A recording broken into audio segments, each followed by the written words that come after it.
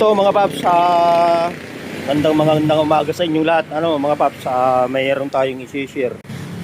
Ayan ang i-share natin mga paps ay yung sa keyline.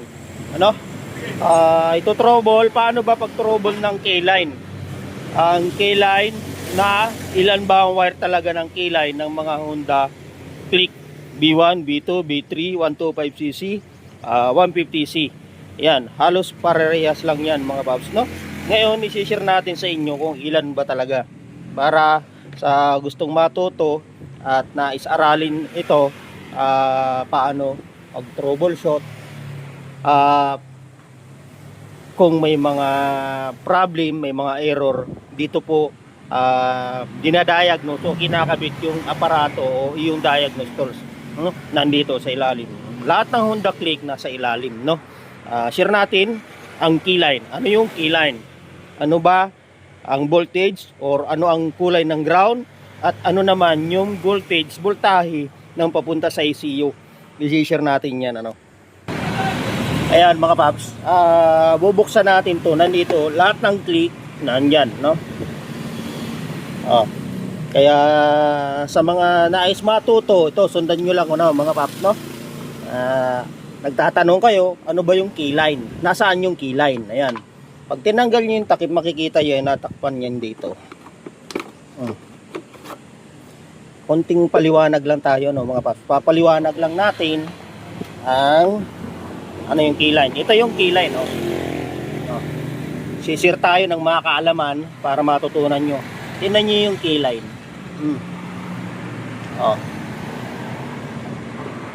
Tapos i-drawing natin, no?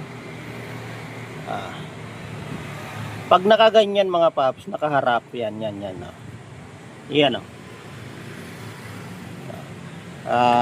babalatan natin yan para makita niyo yung kulay paano. Para pag nagkakaroon kasing error fault code, dito po nire-reset para mawala ang error fault code na nagkakaroon ng warning sign dyan. Ayan, dito nagiging kasi yan, pag pindot nya yan nag-orange. Kapag nagbe-blink may bilang yan, nagwa-warning, Ngayon i-share naman natin yung kulay at yung mga voltahe at ano yung kulay ng ground at kulay ng positive at anong kulay naman ng papuntang ECU, yung mismong keyline, na para ma-monitor, para ma-detect ang problema ng inyong mga motor, Okay. Panoorin nyo lang mga pap, konting tutorial. Lagi na tayo mag-upload ng mga tutorial para matutunan nyo paano pagto-trouble nito at ano yung kulay ng mga wire, Okay. Ulit-ulit tayo. Mas maganda pa ulit-ulit na sinasabi para mas maintindihan nyo, O kaya pwede nyo naman i-review ulit-ulitin itong mga tutorial natin, video tutorial. Ayan, ihiwaan natin to para mas makita nyo ang kulay kasi medyo madilim-dilim. Yan mga pap ang keyline, Ngayon i-share ko sa inyo kung ano yung ground dyan at yung negative at papuntang ECU, at ano ang mayroon dyan, voltahe at ang ground. Yan, nakaganyan mga pap. Pag tinanggal natin kasi ito, yan, kusa na yan yan, yan takip. Ang takip niya mga pap, may goma yan sa loob, yan, yan ang goma, diba? Kapag nawala yung gomang yan, yung oil seal yan, bali yan, seal, para hindi pumasok ang tubig sa loob. Yan, kasi selyado naman po yan, kahit lumubog sa tubig yan, yan. Yan yung mga pap. Kung iharap natin pag ganyan or pag ganito na lang, wire, diba? Tingnan nyo, diba? May iba-ibang kulay yan mga paps, iba't ibang kulay, pero nandito yung lock. Ano yun natin yung lock, yung lock. Ganyan yung lock. Tingnan nyo. Itong isa, ang kulay, light, ano to? Pink, pink, o light green na may stripe na white. At yung sa baba naman mga paps ay mayroon siyang black, may stripe na white. Ayan o.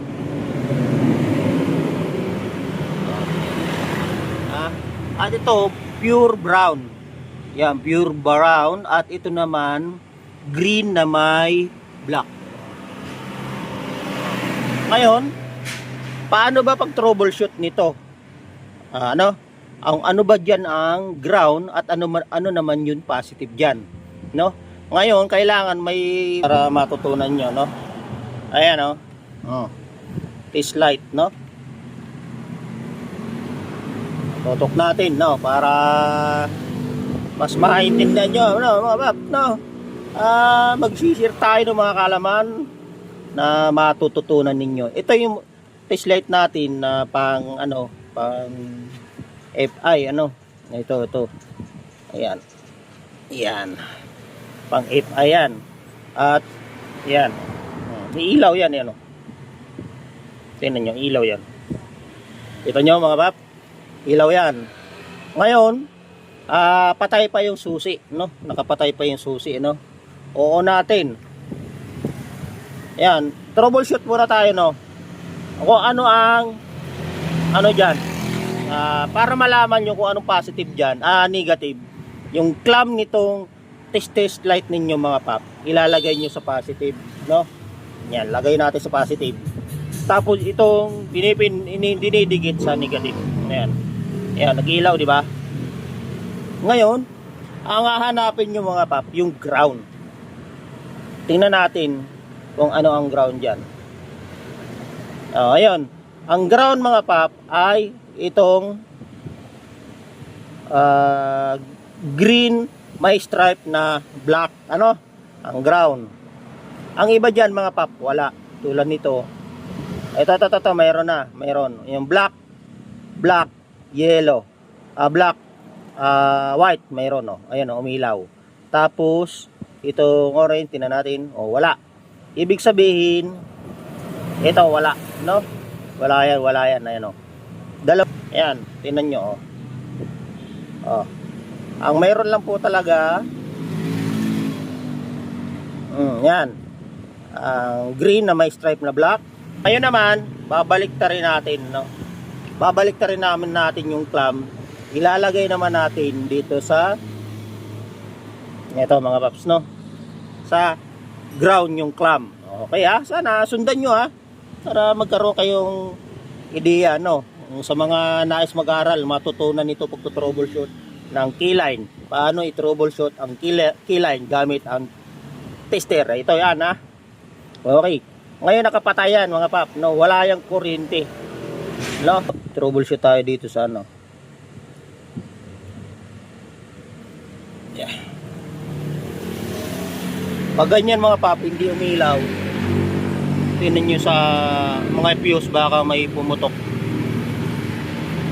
Tingnan nyo. Ganyan diskarte pag troubleshoot ng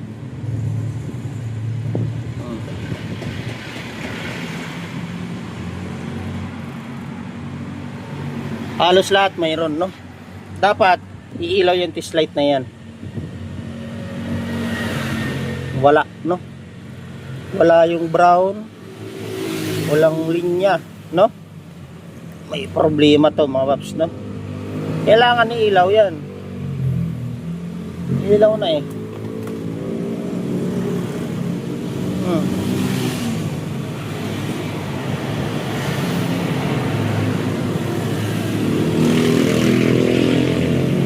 Wala.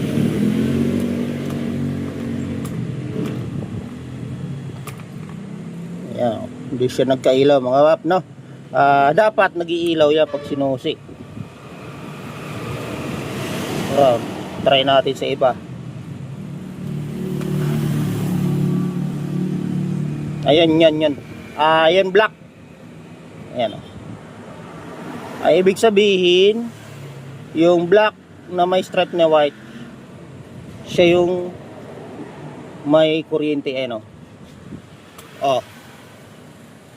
Oh.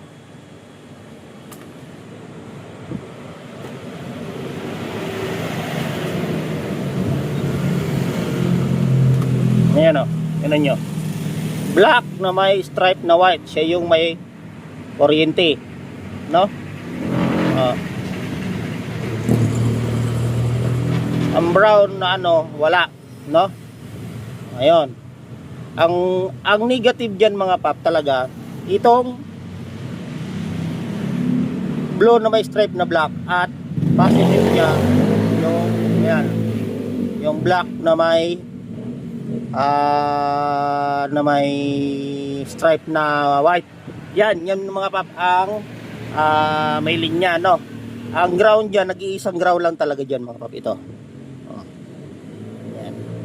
Yan. Green na may stripe na black ang ground. At ang positive na mula sa susian, ito may stripe na black. Ngayon, para masigurado natin kung napapasok talaga itong ng diagnose, kukunin natin diagnose, no? Para sure. Ayan na mga paps, nailagay na natin yung nakuha na natin yung MST 900 Pro natin. Diagnose tool. Napakahalaga nitong diagnose tool nito mga paps, no? Kaya kung nagmi-mekaniko kayo mga paps, mahalagang mayroon kayo nito. Kasi tulad nito, hindi ma-detect ng test light natin ang voltage nitong brown at yung orange light, ano ba to? Orange na may stripe na white. Wala, hindi ma-detect. Ngayon, at ang mayroon lang mga pap, yung blue, green na may stripe na black ground, at itong black na may stripe na white ang mayroon linya. Ngayon, dito sa diagnose, malalaman yan mga paps. Hindi yan makakalusot na, no? Pag ganito, no? Kasi napakahalaga talaga may diagnose. Talagang makikita, mamomonitor. Yan. Isasaksak natin yung keyline, no? Kung may mga problema motor rin yung mga pap, gusto nyo paayos, punta lang dito, mechanic doctor. Mayroon tayong mga tools. Pag sinaksak yan, magkakailaw yan mga pap, no? Ayan o, pag sinusi, ayan o, tinan nyo, magkailaw, di ba? Ayan mga pap, no? Share natin, no? Para malalaman natin kung talagang legit, no? Ayan. Di ba? On, pasok tayo sa pag Honda mga pap, tulad nito, Honda 150, lahat na 125, parehas lang yan. Pasok tayo sa Honda. Yan. Model. Okay. Click. Yan. Dito tayo sa click 12. Click. Ayan. ECU info. Ano daw yung ECU info, no? May code po yan. Pwedeng pasukin yan, pero hindi natin kung sa makikita nyo mga pap, no? At dito tayo sa reading, reading DTC, anong problema? Wala. O walang history. Diyan po nalalaman. Mayroon tayo i-reset. At dito sa engine data, ayan. Yan yung mga pap. Ngayon paanda rin natin, no? Ito na yung throttle TPS voltage, 4 point lang. Tumataas yan.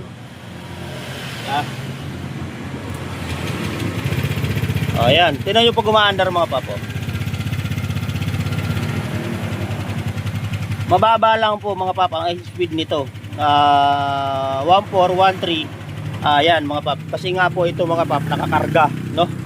At medyo nakaano yung pipe dahil JBT. Kaya 1413 lang po ang engine speed niyan, normal RPM, no? Ngayon, nasaan ang battery diyan mga pap? Nalalaman niya ang battery voltage ng galing dito. Ayan, buhay. Ayun yung battery voltage, no? Di ba? Kaya napakahalaga mga paps, may diagnose at marunong mag-troubleshoot. Tulad nito, tinitroubleshoot.